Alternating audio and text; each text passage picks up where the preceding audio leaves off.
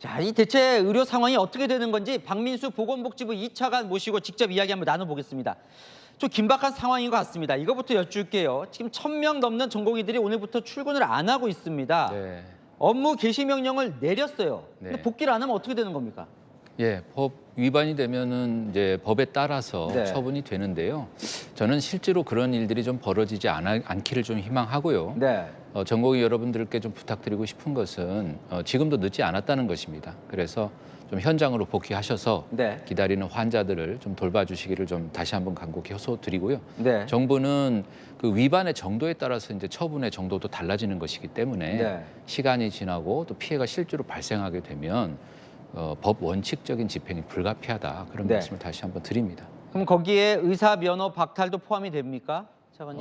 그건 뭐 조문에는 법 조문에는 그것이 가능하게 돼 있어요. 네. 그래서 그런 사태가 좀 일어나지 않기를 좀 희망합니다.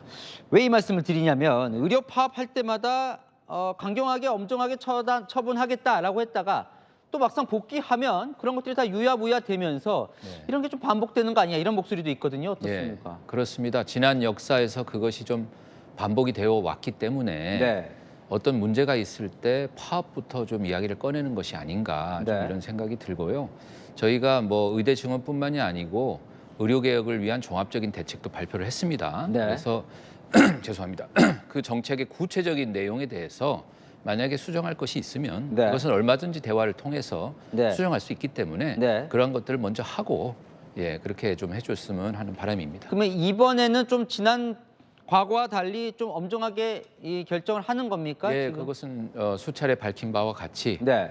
이번에는 물러섬 없이 가겠다고 하는 것이 정부의 기본 방침입니다. 네. 그 흔히 말하는 레드라인이 아까 말씀하신 대로 의료 현장에서 이제 차질이 빚어지지 말아야 돼요. 네. 그런데 지금 어때요? 병원 현장 괜찮습니까? 아직은? 지금 오늘은 이제 그 본격적인 파업이 시작된 첫날이죠. 네. 첫날이기 때문에 현장에 혼란이 있는 게 맞습니다. 네. 그리고 예약된 수술 등이 취소되고 네. 이런 일들이 있는데요. 저희들 기본적으로는 이제 지금 대형 병원이 중증 환자를 주로 보는 곳인데 네. 지금 전체 환자의 한 절반 정도는 지역의 2차나 종합병원에서도 충분히 진료가 가능하신 환자분들입니다. 네. 그래서 그분들은 지역에서 좀 치료가 되시도록 이렇게 연계하고 회송하도록 해서 수가로도 지원을 하고요. 네. 나머지 이제 50%에 해당하는 상급병원에서 꼭 진료를 받으셔야 되는 그 환자들 중심으로 네. 지금 남은 인력이 재배치를 해가지고 네. 그 기능에 문제가 없도록 그렇게 좀 전환할 예정입니다. 어느 정도 지금 전공의가 복귀하지 않았을 경우에 어느 정도 버틸 수 있어요? 그거는 이제 네. 저희는 어느 몇 주다 이런 것이 없고요. 없고요. 과거에는 네. 이제 기간 단위로 그냥 버티다 보니까 네. 그게 2주에서 3주 정도 지나면 내부 인력도 소진이 일어나고 이런 일들이 벌어졌는데요. 네. 지금 제가 말씀드리는 것처럼 지금 상급병원이라고 해서 다 중증 환자만 치료하는 것이 아니기 때문에 네. 대부분의 경증 환자 이런 분들을 지역으로 돌리고 나머지 50%의 중증 환자 중심으로 기능을 전환토록 하면은 그런 문제들을 조금 더 보완하면서 갈 수 있지 않겠나 생각합니다. 가장 걱정되는 게 사실 응급실 마비 부분이거든요. 네. 그래서 지금 이제 군 병원을 좀 개방했다라는 소식도 전해드렸는데 네. 뭐 간호사 투입이라든지 좀 대책들을 마련하고 계신지요? 예, 응급실도 동일합니다. 그래서 네. 응급실 기능도 중증 위주로 상급 병원은 유지를 하도록 하는 것이고요. 그래서 지금 현재 평상시에는 이제 상급 병원의 응급실에도 중등증 이하 경증 환자들이 찾아옵니다. 네. 그래서 그분들이 그렇게 찾아오지 않고 지역의 응급기관을 방문하시도록 저희가 하고 소방청하고는 그래서 프리케이타스라고 그 미리 이제 중증도를 판단하는 것이 네. 있는데요. 이거를 이제 지금 의료 쪽의 기준하고 맞춰놨거든요. 그래서 그걸 통해서 구급차에 타는 순간 사전 이제 그 중증도를 판단해서 해서. 지역으로 보낼 분들은 지역으로 가도록 이렇게 유도해서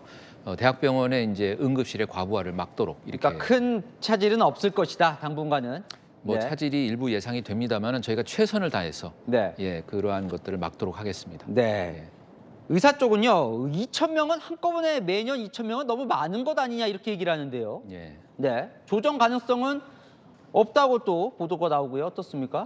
그래요. 그 이제 증원 말고 다른 여러 가지 종합적인 대책들이 있어서 네. 그것들은 충분히 우리가 대화를 통해서 뭐 수정도 할 수 있고 합리적 연한은 수용을 할 수가 있는데 네. 2,000명이라고 하는 판단은 그래서 제가 여러 차례 브리핑에서도 말씀을 드렸는데 2035년에 가면 급격한 고령화 때문에 네. 입원은 45%, 외래는 13%가 더 증가할 것이 지금 예상되고 있습니다. 지금보다 더 늘어날 그래서 거다. 이렇게 예정된 미래가 있는데 네. 이거를 파업을 한다고 해서 협상을 통해 가지고 숫자를 줄이면 네. 또 이 반복되는 문제를 해결할 수가 없습니다. 그래서 이 네. 부분은 그러니까 증원에 대한 뭐 얘기도 사실은 의료계랑 뭐 테이블 위에다 올려놓고 얼마든지 대화는 할 수 있습니다. 근데 제가 소통한 의료계 인사들을 보면은 지금 부족하지 않다고 하는 인식이 강하거든요. 네. 그러니까 그 부분을 서로 소통을 해서 인식의 괴리를 줄인다 그러면 저희는 뭐 그런데 이미 뭐 행동에 들어갔는데 소통의 괴리를 줄이기에는 예. 상당히 시간이 지났는데요. 예. 지난 2020년 정부가 하겠다고 했다가 물러났잖아요. 네, 그렇습니다. 이번에는 뭐 다른 거예요? 예. 의사들이 계속 버티면 네. 의료 현장에는 혼란이 빚어질 거고 그럼 정부가 또 물러나는 거 아닙니까? 혼란이 빚어지지 않도록 최대한 그것을 막는 네. 비상진료 체계에 대해서 제가 방금 설명드린 네. 것처럼 그렇게 해서 전공의가 빠져도 네. 진료의 차질이 최소화될 수 있도록 저희가 운영을 하겠습니다. 네. 그걸 통해서 의료계들하고는 좀 더 진지한 대화를 이어가면서 다시 현장에 돌아올 수 있도록 그렇게 최선의 노력을 다하겠습니다. 과거 정부와 다르게 이번에는 안 물러난다고 봐도 됩니까? 아니면 또 그렇습니다. 가능성이 있습니까? 조정 가능성이. 물러날 수 없습니다. 예. 이번엔 물러날 수 없습니까? 이번에 이것을 또 실패하면요. 네. 제가 예전에 한번 했던 이야기인데 대한민국은 없습니다. 예. 대한민국은 없다. 네. 아주 강경하게 얘기를 해주시네요. 네, 알겠습니다. 여기까지 말씀 듣겠습니다. 지금까지 박민수 보건복지부 2차관과 이야기 나눠봤습니다. 감사합니다. 예, 고맙습니다.